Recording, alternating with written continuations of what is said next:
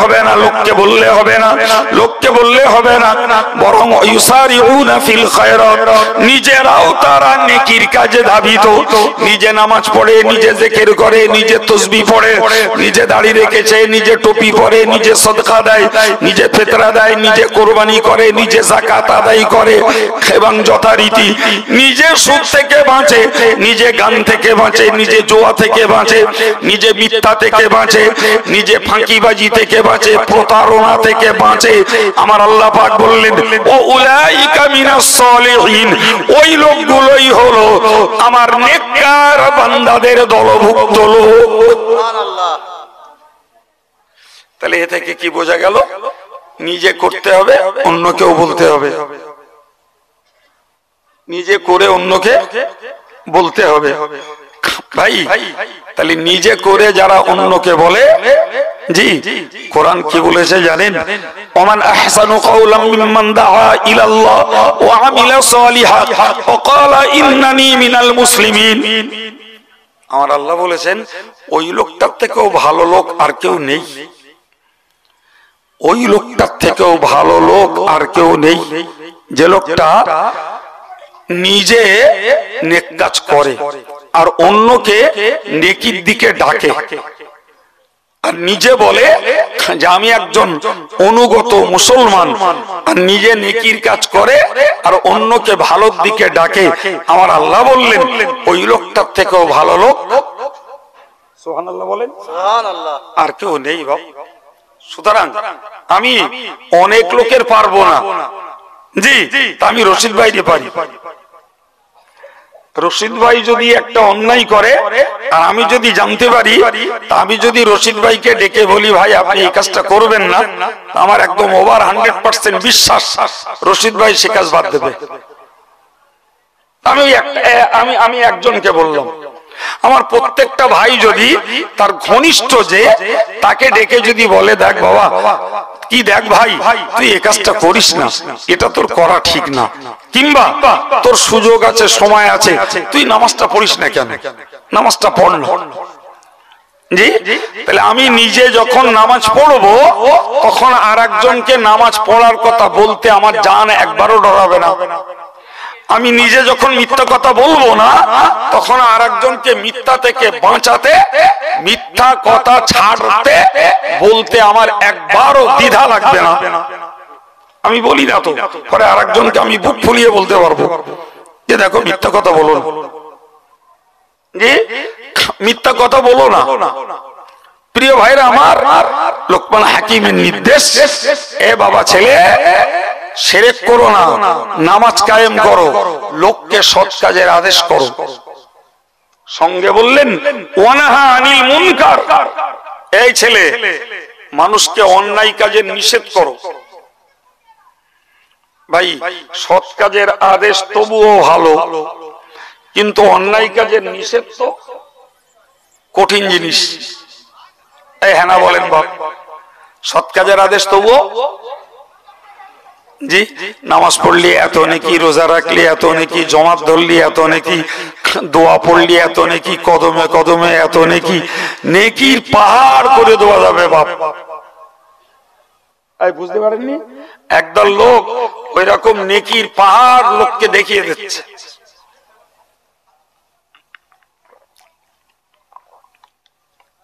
নেকির পাহাড়, অনেক নেকি, এতে নেকি, ওতে নেকি, তাতে নেকি, প্রচুর নেকি, কিন্তু তারা বলছে না বলো যে ভাই সুদ খেয়ে ইবাদত করলি বলো হবে না, বলো ভাই গান্ডারে ভালো বললি বলো ঈমান থাকে না, বলো ভাই পরের মাল মেরে খালি বলো ও হক নষ্টের গোনার দায়ে দণ্ডিত হতে হবে, ইবাদত করে বলো রক্ষে হবে না বাপ। এ বলার লোক নি বলো, এই কথা বুঝতে পারেন না? ওটা বলতে গেলি গায়ে কিছু বোঝা চাপে, ওই জায়গাটায় যাওয়া খুব লোক কম, জি কিন্তু লোকমান হাকিম তার নিজের বেটাকেও বলতে পারা যায় দুনিয়ার দৃষ্টিতে তিনি বিপদের দিকে ঠেলে দিচ্ছেন, কিন্তু দিনের দৃষ্টিতে তিনি তার ছেলেকে যোগ্য দায়িত্ব পালন করতে বলছেন। এই ছেলে নিজে নামাজ কায়েম করো, লোককে সৎ কাজের আদেশ করো আর লোককে অন্যায় কাজে নিষেধ করো। তাহলে তিনি যখন নিজে তার বেটাকে অন্যায় কাজের নিষেধ করতে বলছেন, তার মানে কি নিজে তার বেটাকে বিপদের দিকে ঠেলে দিচ্ছে না?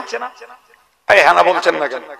একদম নিষেধ করলি লোকে সমালোচনা করবে, লোকে গাল দেবে, লোকে শত্রু হবে, লোকে বিরোধিতা করবে, করবে না? করবে না? ওই মাতিন সাহেব বলছিল যে আমার বাপের টাকায় আমি করতিস, তা তোর কি? বলছিল না? তাহলে নিষেধের কাজটা একটু কঠিন, একটু কেন ভালো রকম কঠিন। আচ্ছা, ওই কঠিনটা কি আমার নবীকেও কি সহ্য করতে হয়নি বাপ? একদম একদম।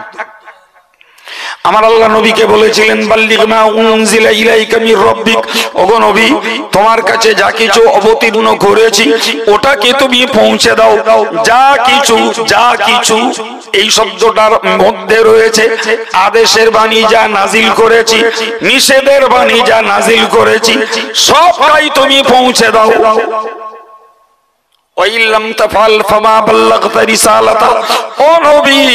আমি যা কিছু অবতীর্ণ করেছি এটা যদি তুমি পৌঁছে না দাও তাহলে রসুল হবার দায়িত্ব পালন করনি বলে প্রমাণ হবে। এখন আমি হুজুর সাজবো, এ জীবনী সে জীবনী, নারাই তাকবীর, আল্লাহু আকবার, জিন্দাবাদ, হুজুরির দাম 20,000। আর একজন হুজুর এলো, এ কাফের, ও মুনাফিক, ও বেঈমান, ও জাহান্নামী, ও নিমাইসাদের পোতা, জি এই করে করে 20,000। আমি জানা আজগইবি কথা বলতে জানো, বাস্তব বলছে না ঠিক ভুল বলছে? অতি হচ্ছে, অতি চলে যাচ্ছে। এখন আপনি বলুন আমি হুজুর সাজবো শরীয়তের আদেশের আর নিষেধের হক আদায় করে মানুষকে কথা শোনাবো না?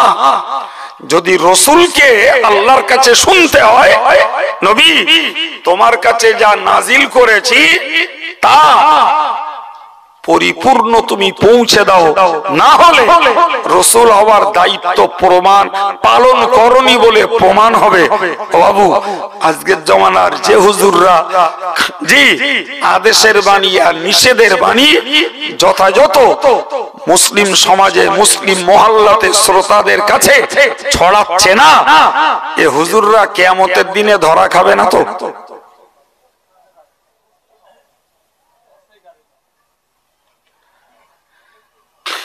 আল্লাহ বোঝার তৌফিক দেন, বলুন আমিন।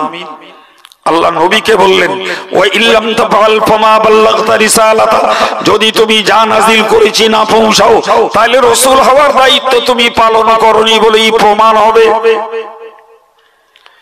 কিন্তু নবী জানো মানে নবীর কথা বলা নেই, কিন্তু যেন নবী মনে মনে বললেন আল্লাহ আপনি তো বলছেন আদেশের বাণী নিষেধের বাণী সব পৌঁছাতে হবে, কিন্তু আমি তো দেখতে পাচ্ছি আমি শিরকের বিরুদ্ধে বললে, সুদের বিরুদ্ধে বললে, মদের বিরুদ্ধে বললে, চুরির বিরুদ্ধে বললে, ডাকাতের বিরুদ্ধে বললে, ছিনতাইয়ের বিরুদ্ধে বললে, নারী নির্যাতনের বিরুদ্ধে বললে, যুদ্ধের বিরুদ্ধে বললে, মারামারির বিরুদ্ধে বললে, ওরা তো আমার বিরুদ্ধে খেপে ঝেপে পড়বে। হ্যাঁ না বলেন? তার কারণ এই কাজগুলো সব ওই যুগে চলতো, চলতো না বাবা? আজকের যুগেও চলছে, আজকের যুগেও চলছে, ওই যুগেও চলতো। তো নবী না বলেও যেন মনে মনে করলেন আল্লাহ আমি যদি এই দায়িত্ব পালন করতে যাই তাহলে তো পরিস্থিতি বেগতিক। এই ঠিক কিনা বলেন? কডারে সামলাবো, এ তো এক গুচ্ছ, সবাই তো একসঙ্গে ইউনিয়ন করে আমার উপরে ঝেঁপে পড়বে, ঠিক কিনা? সুদখোরদের গোষ্ঠী হবে, মদখোরদের হবে, যোদ্ধাদের হবে, নারী নির্যাতনকারীদের হবে, জি এই সঙ্গে শিরককারীদের হবে। আল্লাহ এক কথায় বললেন এ নবী আল্লাহু ইয়াসিমুকা মিনান নাস, আমার দেওয়া ডিউটি পালন করো। ওই লোকেরা কি করবে ওদের হাত থেকে আমি আল্লাহ তোমায় বাঁচাবো। আর একটু মন খুলে যে আল্লাহ তার নবীকে বাঁচাবেন বলে ওয়াদা করে বাঁচিয়েছেন, ওরা কিছু আঘাত করেছে, ওরা কিছু ব্যাঘাত করেছে, ওরা কিছু গাল শুনিয়েছে, ওরা নবীর কাজে কিছু বাম্পার সৃষ্টি করেছে, কিন্তু সত্যি কি নবীকে পুরোপুরি আটকাতে পেরেছে? তাহলে একইভাবে হাক্কানি আলেমরা যদি তাকে আল্লাহ যে জ্ঞান দিয়েছেন ওই জ্ঞানটা 16 আনা যদি প্রচার করতেন, জি, তাতেও লোকে গালি দিত, লোকে সমালোচনা করত, লোকে শত্রুতা করত, লোকে মারবে ধরবে করত, লোকে খুন মার্ডার করবে বলতো, কিন্তু চূড়ান্ত সময়ে হেফাজত করার মালিক সুবহানাল্লাহ। একটু মন খুলে হবে না? আমাদের ওই বিশ্বাসটাও হারিয়ে গেছে। কেউ মনে করছে বললি আর দাউদ হবে না, কেউ মনে করছে বললি টাকা কম দেবে, দরকার নেই বাবা, কেউ মনে করছে বললি শত্রু বেরিয়ে লাভ কি, অতএব এ জীবনী ও কাহিনী এ সুর ও স্বর, জি, হাসানো গল্প রসালো গল্প যা করে সময়টা কাটাতে পারলি কচকচ। সত্যি বলছি না মিথ্যা বলছি? এইভাবে ধর্মটাকে, দিনের প্রচারটাকে কমার্শিয়াল বানানো হলো, আর আমরা বানাতেও দিলাম। আমি না হয় আপনি, আপনি না হয় আপনার ভাই, আমি না হয় আমার চাচা, আমার চাচতো ভাই, এই তো কেস। চলুন ফিরে আমি যে কথা বলছিলাম, যে লোকমান হাকিম তার বেটাকে কোন দিকে ঠেলে দিলেন? জোরে বলে বিপদের দিকে। বললেন এই ছেলে অন্যায় কাজের নিষেধ করবে। তাহলে অন্যায় কাজের নিষেধ করতে যাওয়া মানেই বাস্তব দৃষ্টিতে বিপদ বাড়ানো, বিপদের দিকে ঠেলে দাও, আর কিছু না। জি প্রিয় ভাইরা আমার, আপনি এবার চিন্তা ভাবনা করুন বিপদটা কতটা ঘনীভূত। কিচ্ছু না, আমি একটা কথা শুধু আপনাকে বলছি, একটা কথা, বেশি না। আপনি বলুন তো আজকের যুগে মুসলিম সমাজের বিয়ে বাড়িগুলো দখল করেছে যুবক ছেলে, যুবতী মেয়ে আর ঘরের বউরা। ঠিক 2-3 জন বলতেছেন কেন? আমার আবার চলে যেতে হবে তো। সবাই মিলে বললি না একটা সাপোর্ট পাই, আর নাই বলুন আমার ভুল হয়ে গেছে।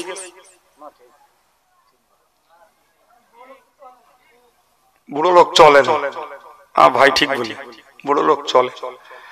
আমি আমার এই জীবনে 40 বছর 42 বছর হলো বেলেদান্য করিয়ার খেদমত করছি। জি বেলেদান্য করিয়ার লোক এখানে রয়েছে, জি বিয়ে পড়াচ্ছি। তা আমি আমার ছোটবেলায় দেখেছি, মানে জোয়ানি কালে বিয়ে বাড়িতে আসতো অধিকাংশ মুরব্বী টাইপের লোক, কিছু বাচ্চা কাচ্চা, মেয়ে ছেলেদের কোনো নামগন্ধ ছিল না। আর সেই আব্দুল কাইয়ুম আল্লাহ এখনো বাঁচিয়ে রেখেছে, এখন আর সে মুরব্বী আর বুড়ো খুঁজে পাই না খুব একটা। একটার দাগ আসে, তো একটার দাগ আসে, সে বুড়ো ঝোলের লাউ অম্বলের কদু। আর সত্যি তার হা করার জায়গা নেই, সে এমনি এসে দল রক্ষে করতে। হয়তো নানা দাদা দাদা কেজা হবে, একটা ধরলে এসে চল একটা বুড়ো মতন থাক, এরকম একটা তাল, তার একটা কথাও চলে না। জি আমার বেয়াদবির না, আমি একটা কথা শুধু বলছি, আজকে আমার গার্জিয়ান গুলো, অভিভাবক গুলো ভাই অন্যায়ের প্রতিরোধের ক্ষেত্রে কতটা বিরোধ আর কতটা হিংসা শত্রুতা তৈরি হয়। আর একটা আন্দাজ করুন, বাড়ি যে শুধু স্ট্রিক্টলি বউ আর মেয়েগুলোকে বলুন যে তোদের আর বিয়ে বাড়ি যাক দেবো না, ওই একটা কথা বলুন শুধু, আর কিচ্ছু করতে হবে না। বিয়ে বাড়ি অ্যাডাল্ট মেয়ে, তোর বিয়ে বাড়ি যাওয়া হবে না, ঘরের বউটার বিয়ে বাড়ি যাওয়া হবে না। উতি যদি সংসারে দক্ষ যজ্ঞ না বাঁধে তখন আমার বলবেন বউ শত্রু হবে, মেয়ে শত্রু হবে, বোন শত্রু হবে, জি বোন শত্রু হবে, ভাদ্র বউ শত্রু হবে, কেউ বাদ যাবে না। এই বিশ্বাস হচ্ছে আমার কথা? জি এ বেটা কোন রকমে লেগে পড়ে একটু শক্ত মনে যদি একটু হয় তো ধকে গেল, রাগ ঝাল করেও হয়তো একটু দমলো। ওদিকতে নন্দা এসে বলে দিলে, না না যাক দিন, ওদের একটু আনন্দ করতে ইচ্ছা হয়, বাস একদম পুরো খেতায় আগুন লেগে গেল। কথা বলে, তখন শালা বাবুর আর কিচ্ছু বলার নেই, নন্দায় হাওয়াতে দিলে লেগে গেল সব। শালা বাবু তখন আস্তে আস্তে পিস্টান মারলে। বোনাই বলিস তো কি করা যাবে? এইটা শুধু আন্দাজ করুন যে আমার ঘরের মেয়েগুলোকে আজকের বেপরদায় নায়িকা সাজিয়ে আমরা বিয়ে বাড়ি যাবার অবাধ সুযোগ দিয়েছি। অনুমতি হয়তো দেইনি, কিন্তু সুযোগ দিয়েছি, তার মানে বাধা দিতে পারছি না। তারা বেপরোয়া। যেই বাধা দেবো রাগ দেশ, মুখ কালাকালি, মুখ দেখা দেখি হবে না। হয়তো বাড়ির রান্না বাড়াও হয় বন্ধ হবে না, লেট হবে। কি বলিস, হয় বন্ধ হবে। এবার বলেন তো, যদি বাড়ির প্রধান রোজগারের মেম্বার, তিনি স্বামী, তিনি পিতা, তিনি যদি একটা অন্যায় রোধ করতে যে নিজের পরিবারের কাছে ধ্যাতানি খায়, নিজের পরিবারের কাছে যদি ধিক্কার খায়, তাহলে হাক্কানি আলেমরা এই লক্ষ লক্ষ সাধারণ জনতার কাছে কেতনা ধিক্কার আর কেতনা ধ্যাতানি খাচ্ছে। জি ভাই কি বলবো, আল্লাহ ধৈর্য দেন। সবাই বলবেন আমিন, আর একটু জোরে বলেন আমিন।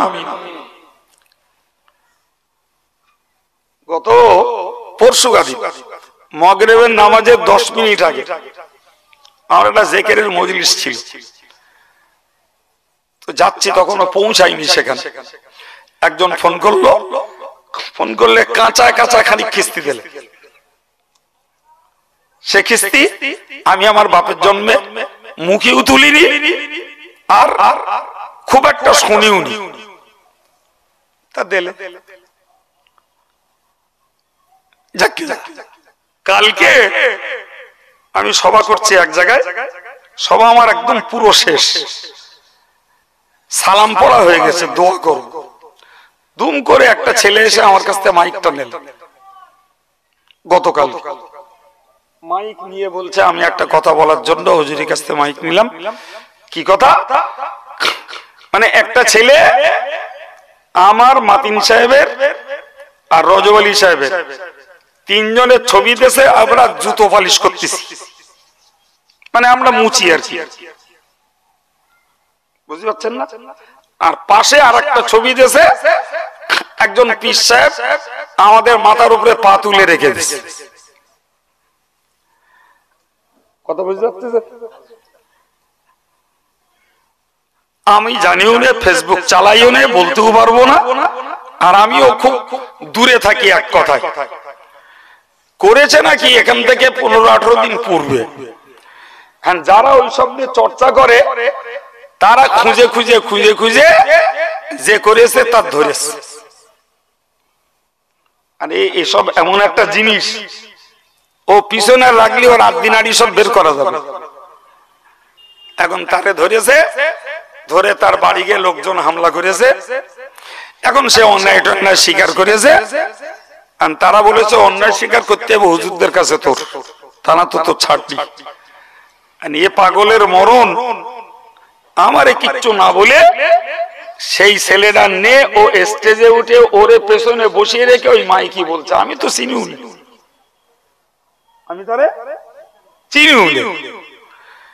ও বলে টলে বলছে যে এই সেই ছেলেটা যে হুজুরির নামে এ মুচি সাজিয়ে হুজুরিরই জুতো পালিশ করিয়েছে, তো ও হুজুরির কাছে ক্ষমা চাবে। ভাই তা আমি বললাম, আমি তো ওরে তুমি ধরলে কেন? তো এমনি গাল দেয় আমার নামে, আমি এমনি চিনি না। তবে ও যে আমার নামে গাল দেয় এই রিপোর্টটা আমার কাছে ওই জায়গার লোক অনেক আগে দিয়ে রেখে দিয়েছে, যে ও প্রচুর গাল দেয় আমার নামে। তা আমি ভাই তোর ক্ষমা চাইতে হবে না, তোর ক্ষমা চাইতে হবে না, তুই তোর মন সোজা করিয়ে যা, অতি মাফ হয়ে যাবে। আর যদি আজকে ক্ষমা চেয়ে কালকে আবার গাল দিস, ও ক্ষমা চাওয়ার কোনো দাম নেই, তোর ক্ষমা চাইতে হবে না, এমনি মাপ। তবে তুই সামনের দিনটা সোজা হ। আমি তো আমার মতন যা বললুম, শ্রোতারা তো এইবারে সর্বনাশ একদম, ওরে বাঁচানো দায়, মেরেই ফেলবে, বলে কোনো কথা না করে এসছে আজ বের করে দেবো, তারপর জেল ফাঁস যা হবে হবে। সে আমি তখন লোকের কাছে আর হাত ধরে কুল করে পাইনি, আমি সমস্যা খুব। তো এইবারে আমি ওদের বললাম, দেখেন ভাই, ও যখন গাল দিয়েছে আমার নামে, আর মাতিন সাহেব রজবালি নেই, তো তাদের হয়েও যখন আমি বলেছি, তো আপনার আর কি কিছু বলবেন না। বলে হুজুর, সে আপনার যা করার, আপনি মহানাতের কাজ করেছেন, মাফ করে দিয়েছেন, ঠিক আছে, আমার কাছে দেন, আমরা ব্যবস্থাটা করে দিচ্ছি। এখন ও তখন কাঁদতেছে, ওর শ্বশুর, ওর ভাই, তারাও এসে আমার কাছে ক্ষমা চাচ্ছে, হুজুর যাওয়ার হয়ে গেছে। তা আমি বললাম, তোমরা এখানে ওরে আনলে কেন? হুজুর, এখানে এনেছি, যা একটা হয়ে গেলি, তবু লোক জানাজানি হবে না, আর গোপনে গোপনে করলি, ওর কেরা কখন কোনে ধরে, এই ভয়তে সামনাসামনি নেইছি, যা হয় এখানে হয়ে যায়। তা আমি আর তখন কি করব, আমি ওরে বললুম, কোকা তুই এখন বস, আমি দোয়াটা করে লে। ও সবে নিয়েছে, আর একজন ধরি, মানে একটা লাথি মারবে আর কি, আর একজন ছেলে ছিল, সে তারে ঠেকালে, যা করে বসিয়ে দিলে। আমি বললাম, খবরদার ভাই, তোমরা কাজ করো না, সে ওর অন্যায়, ও আল্লাহর কাছে করবে, মাপ চাচ্ছে। তারপরে শেষ পর্যন্ত ও জলসা শেষ করে, আমি ওরে ওখান থেকে নিজের সঙ্গে করে নিয়ে রাস্তায় তুলে, গাড়ি তুলে দিলুম। আমি, ভাই তুই চলে যা, তুই গেলি, তারপর আমি এখান থেকে যাচ্ছি। সে আমার আর একটা জলসা বাঁচানো দায় হয়ে গেল শেষ পর্যন্ত ওর জন্য। তারপরে ওর বাড়ি চলে গেল। আমি আবার ফোন করে জানলো, মানে দেখ, পথে কেউ ধরিনি তো, তাহলে না হুজুর বাড়ি আইছি। কি জন্য বললুম কথাটা বলেন দিন, কি জন্য বললুম? ও আমারে মুচি সাজাচ্ছে কেন? ওরা আমি মেরেছি না খেয়েছি? আমি ওরা বললাম কালকে, মানে তুই যে আমার নামে গালি দিস, আমারে যে মুচি সাজালি, তোর যার দালালি করতে যে তুই এই সর্বনাশ করছিস, তোর যার নামে সে যাবে। কিচ্ছু কথা বলেন, তোর যার নামে সে যাবে, তুই ওইটা বল।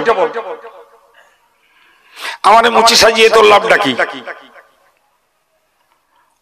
ওরে মুচিগিরি করাও হালাল পেশা, ওটা নাজায়েজ না। মুচিগিরি করে রোজগার করাও 100% হালাল টাকা। কিন্তু ওই ফেসবুকে আর হোয়াটসঅ্যাপে মিথ্যা প্রচার করে রোজগার করা তো হারাম। ঠিক না ভুল? মুচিগিরি করে খাওয়াও তবু হালাল, কিন্তু ফেসবুকে ফেক আইডি দিয়ে আর মিথ্যা থাম্বল লাগিয়ে প্রচার করলে ওটা হারাম, ও রোজগার খাওয়া হারাম। কথা বুঝে আসছে না প্রিয় ভাইরা আমার? আমি এই জন্যই কথাটা বললাম যে এটাও এক শয়তানি চক্র, হাক্কানি আলেমদের মুখ বন্ধ করার একটা অপপ্রয়াস। জি, সেটা কখনো উচ্ছৃঙ্খলতার সঙ্গে, কখনো ভদ্রতার সঙ্গে, কখনো শিক্ষার মার পেছে হাক্কানি আলেমদের হক প্রচারের পথকেও দেশ জুড়ে না দুনিয়া জুড়ে বন্ধ করার অপকৌশল, অপচেষ্টা চলছে। জি, এই যত রকমের প্রতারণা, এর মূল নায়ক দাজ্জাল, আর এগুলো তো ছানাপোনা। মূল নায়ক কেডা? দাজ্জাল। সুতরাং মনে রাখবেন, অন্যায়ের বিরুদ্ধে কথা বললে পরে আলোক তো দূরের কথা, ঘরোয়া লোকের কাছেও কি ছাড় পাওয়া যায় না, নাম পাওয়া যায় না, বরং ধিক্কার পেতে হয়, গালি শুনতে হয়। জি, প্রিয় ভাইরা আমার, মনে রেখে দিন, আমার আল্লাহ পাক কোরআন শরীফে লোকমান হাকিমের বক্তব্য তুলে ধরে বলেছেন, লোকমান হাকিম তার বেটাকে বলেছিলেন অসবির আলা মা সাবাক। কি চ্যাম্পিয়ন কথা শুনুন, আল্লাহ লোকমান হাকিমকে বললেন অসবির আলা মা সাবাক। এই ছেলে শোনো, সৎ কাজের আদেশ করতে গেলে আর অসৎ কাজের নিষেধ করতে গেলে কষ্ট হবে, গালি শুনতে হবে, কষ্ট হবে, মানুষের কাছে ভিক্ষার পেতে হবে, শত্রুতা বাড়বে, হিংসা বাড়বে। আমি আল্লাহ তোমাকে বলছি, আমি আব্বা তোমাকে বলছি, তুমি ধৈর্য ধরো। সুবহানাল্লাহ। অসবির আলা মা সাবাক। তোমার যত রকমের বিপদ আসে তাতে কি করো? ধৈর্য ধরো। সুবহানাল্লাহ বলেন, আর একটু জোরে বলেন। আচ্ছা আপনারা বলেন তো, আপনারা বিদেশের মানুষ না সব দেশের মানুষ এবং আমাদের ঘনিষ্ঠ কাছের মানুষ, আচ্ছা সত্যকারের বলুন তো, আমরা অল ইন্ডিয়া সুন্নতুল জামাত সংগঠন বলি, আর এই সংগঠনের আমাদের মতো নগণ্য কর্মীদের কথা বলি, বুকে হাত দিয়ে সত্যিটা বলুন, আমরা ধৈর্য ধরি না? ধরি না? সুবহানাল্লাহ বলেন। আর আমাদের যত রকমের কর্মকাণ্ড, আমাদের উন্নতি এবং আমাদের এই মিশনের যত বিস্তার ছড়াচ্ছে, আমি বিশ্বাস করি এটি একদিকে কাজ আর একদিকে ধৈর্যের পুরস্কার। ঠিক কিনা বলেন? আর একদিকে ধৈর্যের পুরস্কার। সুতরাং ধৈর্য আরো আমাদের ধরতে হবে, ধৈর্য আরো আমাদের ধরতে হবে। ধৈর্য ধরলে কি হয়? জোরে বলে। ধৈর্য ধরলে ফল ভালো হয়। ধৈর্য ধরলে ফল ভালো হয়। আচ্ছা বলুন তো, কালকে ওই ছেলেটার যদি আমি ক্ষমা না করে ওরে যদি এই জনগণের কাছে ছেড়ে দিতাম, তাহলে কি হতো? কাইম সাহেবের প্রচুর ভক্ত, কাইম সাহেবের ভক্তরা অমুকের উপযুক্ত শাস্তি দিয়েছে, কিন্তু এটা কি মনুষ্যত্ব হতো? এটা মনুষ্যত্ব না, ওটা মানবতা না, ওটা ইসলাম বলে না। আরে অন্যায় করেছে, ক্ষমা চেয়েছে, ক্ষমা করে দিলাম। ও সামনের দিনে সোজা হয়ে গেলে ওরও ভালো, সমাজেরও ভালো, আমাদেরও ভালো। কিন্তু ওর বিরুদ্ধে আমি অ্যাকশন নিয়ে, ওটা আমার পৌরসত্ব হতো না, গোদা বাংলায় ওটা আমার মদদানি না, বরং ওইটা হতো কাপুরুষতা। কিন্তু ধৈর্য তো ধরতে হবে, নাকি ধরতে হবে না? একটা ধৈর্যের গল্প শোনাবো আপনাদের, শুনবেন? একটা ধৈর্যের গল্প শোনেন। একবার দরুদ শরীফ আব্দুল করিম।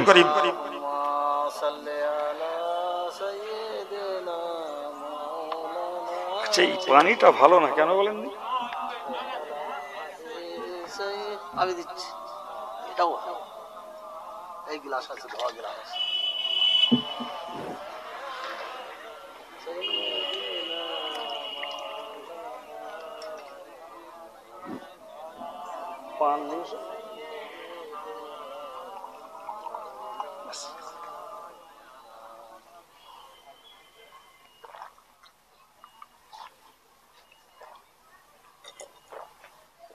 আলহামদুলিল্লাহ।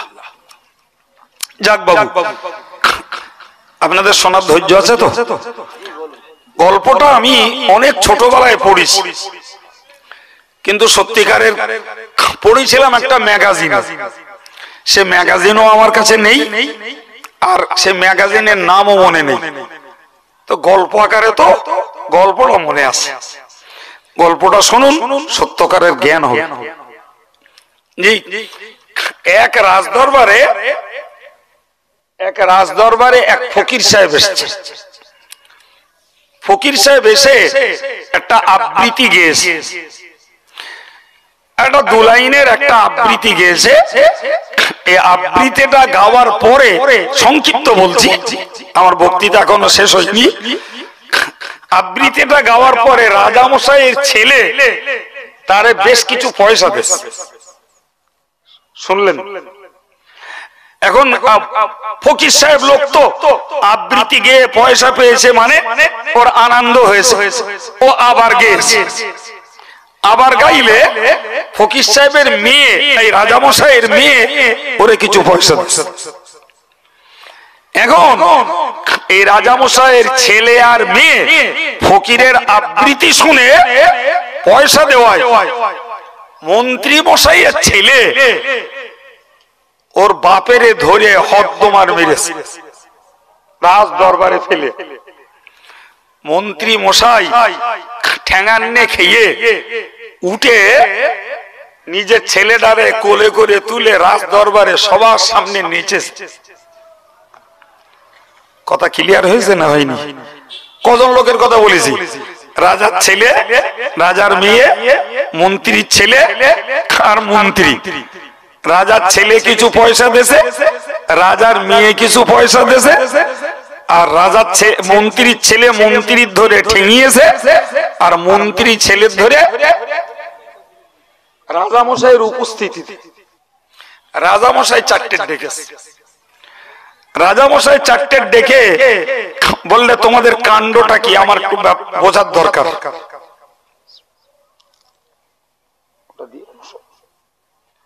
কাণ্ডটা কি? প্রথমত ছেলের ডেকেছে। ছেলের ডেকে বলল যে ফকির সাহেব কি বললো আর তুমি তারে পয়সা দিলে?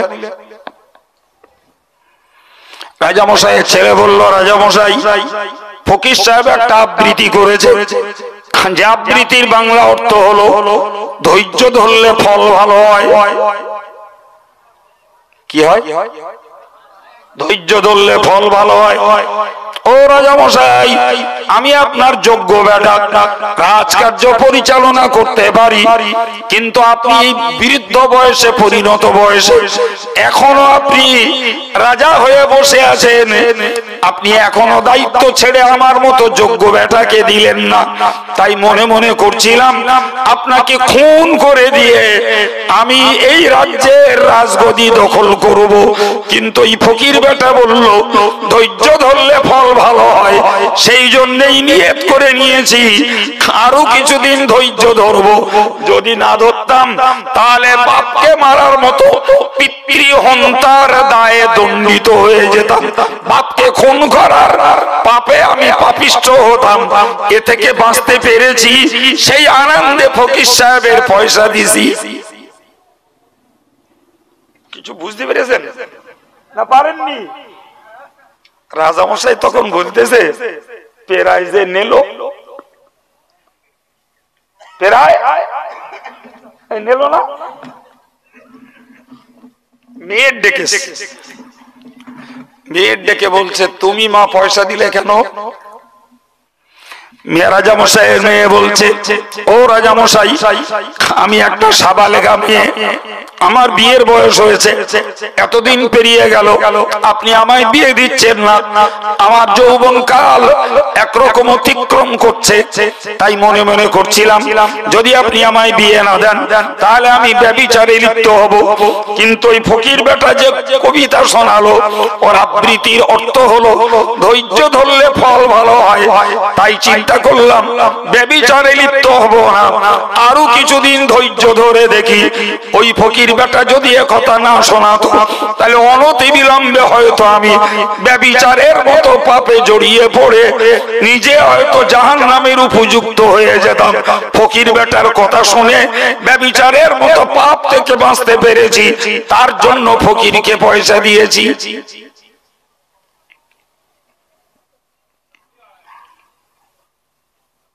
মেয়ের বক্তব্যের জবাব আছে? মেয়ের যে বক্তব্য, তার বক্তব্যের যুক্তি আছে না নাই? রাজামশাই নিস্তব্ধ হয়ে গেল। সত্যি তো আমি ভুল করছি, আমার বিয়ের উপযুক্ত মেয়েকে বিয়ে দিচ্ছি না, এটাও আমার অন্যায়।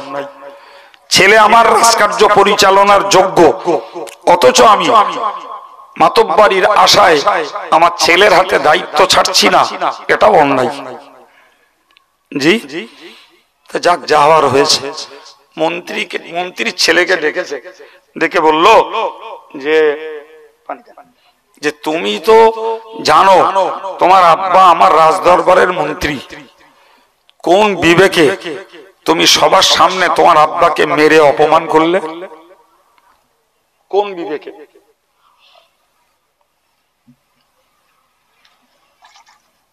কোন বিবেকে মারলে? বলছে রাজামশাই, আপনি আপনার ছেলেরে মেয়েরে লেখাপড়া শিখিয়েছেন, ফকির সাহেব কি বলেছে ওরা বুঝতে পেরেছে, যার ফলে ফকির সাহেবকে ওরা পয়সা দিচ্ছে। আমারও পয়সা ছিল, আমার কাছেও পয়সা আছে, কিন্তু আমার বাপ আমাদের লেখাপড়া শিখুনি। লেখাপড়া শেখালে ফকির বেটা কি বলেছে বুঝতে পারতাম, আমিও দুটো পয়সা দিতে পারতাম। বাপ যে আমার লেখাপড়া না শিখিয়ে মূর্খ করে রেখেছে, যার জন্য আমি দুটো দান করতে পারলাম না, এই রাগে পড়ে বাপের ধরে ঠেঙ্গিস।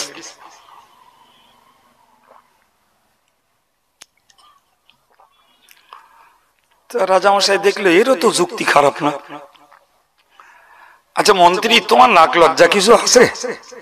যে ছেলে তোমারে ধরে ঠ্যাঙালে রাজ দরবারে ফেলে, তুমি কোন লজ্জায় তারে নিয়ে নাচলে? রাজামশাই, মূর্খ ছেলে জমের সমান, একেবারে না মেরে ফেলে দু চার গা দে অন্তত বাঁচিয়ে রেখেছে, এই আনন্দে নেচিস।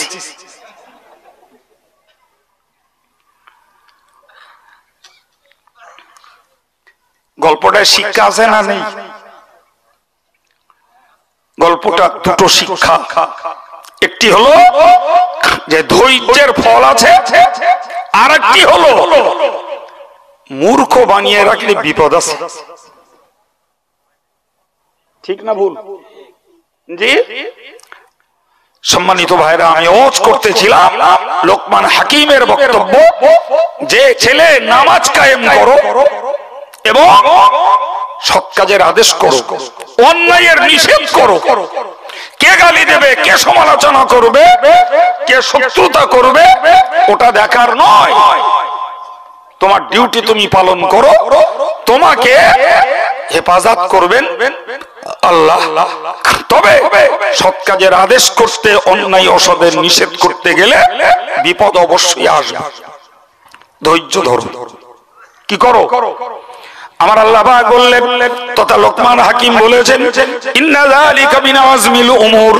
ও বাবা ছেলে, মনে রাখো, তোমার জীবনের যত কাজ হয়েছে, বিপদে ধৈর্য ধারণ করা এটা তোমার জীবনের সবথেকে গুরুত্বপূর্ণ কাজ। সুবহানাল্লাহ। ধৈর্য ধরা গুরুত্বপূর্ণ কাজ। ধৈর্য না ধরলে সফলতা লাভ করা যাবে না। বাবা জাতি যাই, পড়তে গেলেও ধৈর্য তাই, ইবাদত করতে গেলেও ধৈর্য তাই। এই যে ওয়াজ শুনছেন, এতেও ধৈর্য লাগছে। জি, রোজগার করবেন ধৈর্য চাই, ব্যবসা করবেন ধৈর্য চাই, দোকানদারি করবেন ধৈর্য চাই, ঠিক কিনা বলেন? ইসলাম প্রচার করবেন ধৈর্য চাই, সমাজে কিছু করে দেখাবেন ধৈর্য লাগবে। বাবা ধৈর্য লাগবে, ধৈর্য ছাড়া সম্ভব নয়, মনে রাখবেন। কিন্তু আমি ন্যায়ের জায়গায় দাঁড়িয়ে ধৈর্য ধরবো, অন্যায় করে চুরি করেছি লোকে মারতেছে, ও ধৈর্য ধরার কোন মানে আছে? মদ খেয়েছি, বউ ঠেঙাচ্ছিলাম, পাড়ার লোক এসে আমার ঠেঙ্গে দিচ্ছে, তো ধৈর্য ধরে লাভ আছে না। ধৈর্য ধরতে হবে ন্যায় কাজ করে, ধৈর্য ধরতে হবে প্রকৃত অন্যায়কে প্রতিরোধ করে, ধৈর্য ধরতে হবে নিজের জীবনে সৎ কাজ করে অসৎ কাজ থেকে বাঁচতে যেয়ে ধৈর্য ধরতে হবে, নিজের পরিবারটাকে আল্লাহর পথে ফেরাতে, সমাজটাকে ইসলাম প্রতিষ্ঠিত করতে আমাদেরকে ধৈর্য ধরতে হবে। তাহলে ফল দেবেন কে?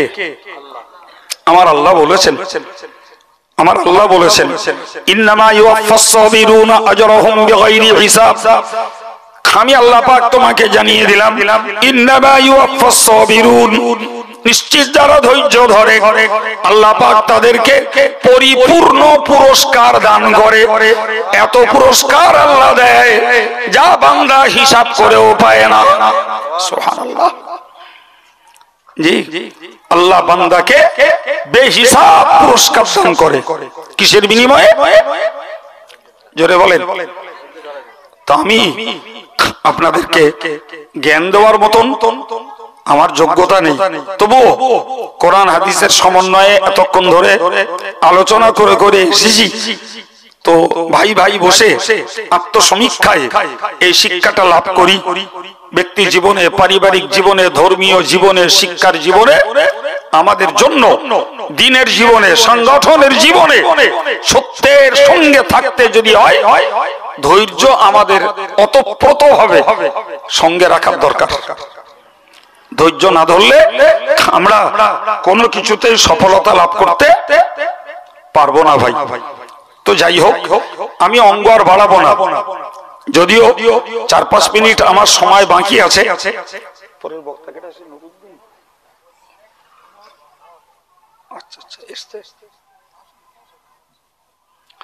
যাই হোক, তো এই অবসরে আপনাদের কাছে একটু প্রচার রাখি। আপনারা জানেন যে আমাদের জামিয়া রিসার্চ সব একেবারে গায়ের কাছে। এই জলসাটাও ফিক্সড ডেটে হয়, জামিয়া রিসার্চ সবটাও ফিক্সড ডেটে হয়। এটা 24শে মাঘ হয়। তো পয়লা, দোসরা, তেসরা ফাল্গুন জামিয়ার ইসালে সওয়াবে সকলকে আমি আন্তরিকতার সঙ্গে যাওয়ার জন্য দাওয়াত দিচ্ছি। বিশেষ করে আপনারা কাছের মানুষ, 1 তারিখে, 2 তারিখে, সব দিনে আপনারা ইচ্ছা করলে যেতে পারেন। এবং প্রতিদিনেই নিত্য নতুন বক্তা থাকে। জি ভাই, প্রতিদিনই জিকিরের মজলিস হয়, নতুন নতুন বক্তা থাকে। জি, এবারে হয়তো আমাদের যে সমস্ত পীরজাদা ভাইরা আমাদের সঙ্গে তারা জলসা করছেন, তারাও হয়তো থাকবেন। জি, তারা নিজেরাই আসতে আগ্রহী। ফলে আমি তাদেরকে বলেছি, যার যেদিন সুযোগ আপনারা আসুন। তারা যেহেতু নিজেরাই আমাদের সঙ্গে এসেছেন, তাহলে আমার পক্ষ থেকে তাদের একটু ওয়েলকাম জানানো উচিত, নাকি বলেন? জি, না জানালে সেটা একটা অমানবিক দেখাবে।